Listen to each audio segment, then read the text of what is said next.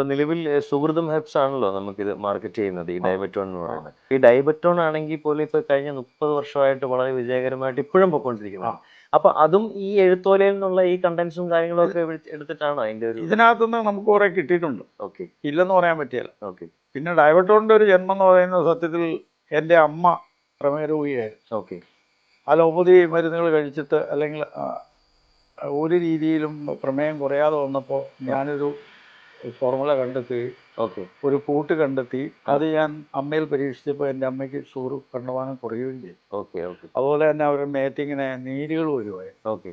അതൊക്കെ ഒന്നും പിന്നെ ഇല്ല, അതെല്ലാം ഇപ്പോൾ ഭേദമായി. ഓക്കെ. അങ്ങനെയാണ് ഞാൻ ഈ ഡയബറ്റോണം പിന്നെ മാർക്കറ്റിലെത്തിക്കാൻ വേണ്ടി ചെയ്തത്. നാരുകൾക്ക് മാത്രമാണ് ഇൻസുലിന് പകരം സബ്സ്റ്റിറ്റ്യൂട്ടായിട്ട് എന്തെങ്കിലും ചെയ്യാൻ പറ്റുള്ളൂ. പ്രമേഹത്തെ നമ്മൾ അതിജീവിക്കണം എന്നുണ്ടെങ്കിൽ നാരുകളടങ്ങിയ ഭക്ഷണം കഴിക്കുന്നതിനോടൊപ്പം തന്നെ നാരുകളടങ്ങിയ മരുന്നും കഴിക്കും. ഓക്കെ. ഓക്കെ. അങ്ങനെ ക്രിയേറ്റ് ചെയ്തെടുത്താണ് ഡയബറ്റോൺ. ശരീരത്തിൻ്റെ ഏറ്റവും സൂക്ഷ്മ കോശങ്ങളിലേക്കുള്ള ബ്ലഡ് സർക്കുലേഷൻ വന്നു കഴിയുമ്പോൾ നമ്മുടെ കാലിന് മരവിപ്പ് വരിക, അതുപോലെ തന്നെ വേദന വരിക, ഇങ്ങനെ മലബന്ധം ഉണ്ടാവുക, ഇങ്ങനെയുള്ള കുറേ കാര്യങ്ങളുണ്ട്. അതുപോലെ കണ്ണിൻ്റെ കാഴ്ചയിൽ വ്യത്യാസം വരിക, ചെവിക്ക് കേൾവിക്കുറവ് വരിക, ഉറക്കക്കുറവ് വരിക, പിന്നെ അതുപോലെ തന്നെ ഇതിനോടനുബന്ധമായിട്ടുള്ള ഒത്തിരി രോഗങ്ങളുണ്ട്. പിന്നെ ഹാർട്ടിന് പ്രോബ്ലം ഉണ്ടാവുക, കരളിന് ബാധിക്കുക, കിഡ്നിയെ ബാധിക്കുക, ഇങ്ങനെ ഒത്തിരി പ്രോബ്ലങ്ങളുണ്ട്.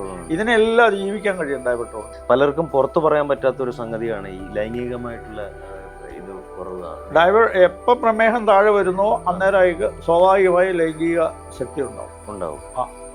അതായത് 3 മാസം കൊണ്ട് നമ്മുടെ ഷുഗർ കൺട്രോൾഡ് ആയി കഴിഞ്ഞാൽ അടുത്ത 1 മാസത്തിനുള്ളിൽ അവന് ലൈംഗിക ശക്തി ഉണ്ടാവും. ഉറപ്പാണ്. അതില്ലെങ്കിൽ അതിൻ്റെ അങ്ങേയറ്റത്തെ ഒപ്റ്റിമത്തിൽ നിൽക്കുന്ന ആൾക്കാരാണെങ്കിൽ അവർക്ക് കുറച്ച് സമയം എടുക്കും. മരുന്ന് കുറച്ച് സമയം കഴിക്കണം. അന്നേരം അത് നടക്കുള്ളൂ. 30 വർഷമായിട്ട് ഞാനിത് മാർക്കറ്റിൽ കൊടുക്കുന്നതാണ്. ഇന്ത്യയുടെ വിവിധ സംസ്ഥാനങ്ങളുള്ളവർ ഉപയോഗിക്കുന്നുണ്ട്. ആരും ഇങ്ങോട്ട് ഇന്നുവരെ ഇന്ത്യക്ക് പുറത്തുണ്ട് സൈഡ് എഫക്റ്റുകളോ അല്ലെങ്കിൽ മറ്റ് ബുദ്ധിമുട്ടുകളോ ഉണ്ടായിട്ട് ഇന്നുവരെ ഒരു റിപ്പോർട്ടും ചെയ്തിട്ടില്ല. പ്രമേഹം എന്ന് പറയുന്നത് സാധാരണ വളരെ അപൂർവമായി മാത്രമേ കുട്ടികളിൽ പ്രമേഹമുള്ളൂ. ടൈപ്പ് 3.